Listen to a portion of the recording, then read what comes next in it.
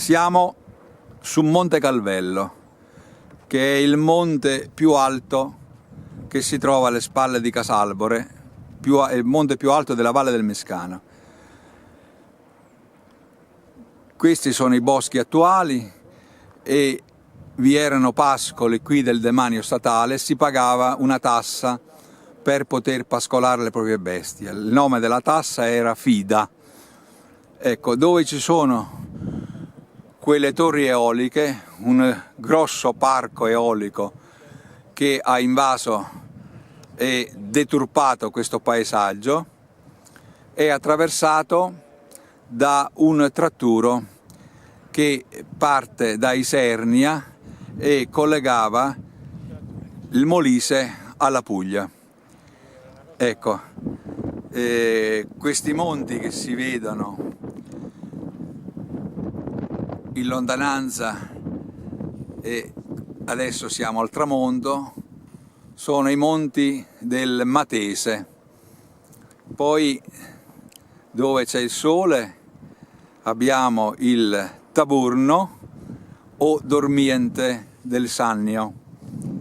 Quindi qui sotto abbiamo tutta una realtà particolare di campi coltivati, c'è un laghetto di una cooperativa che poi fu liquidata, una cooperativa che si doveva occupare di allevamento zootecnico, e questo che vediamo è praticamente l'Alto Sannio.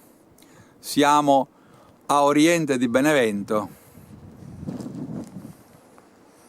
Ancora andando avanti vediamo i monti dell'Irpinia e quindi abbiamo il Partenio, i monti Picentini, quindi dove dietro c'è la vetta del Terminio. Poi a sinistra abbiamo il monte più alto dell'Irpinia, il Cervialto. Poi proseguendo arriviamo al Vulture, che è il vulcano spento della Lucania del Nord, è spento da 2 milioni di anni. Qui vediamo i comuni irpini di Ariano Irpino, dietro Ariano c'è il comune più alto che è Trevico, poi abbiamo qui davanti Monte Calvo Irpino. Di sotto abbiamo la Valle del Mescano. Le pale eoliche fanno un concerto nel vento questa sera.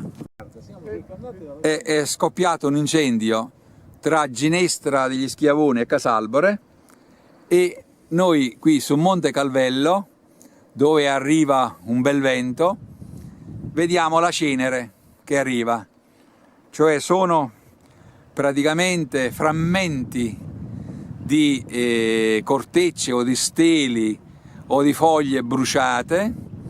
In dialetto montecalvese si chiamano le fadrippole, che volano come delle farfalline, cioè il vento le solleva e le spinge come se fossero farfalline.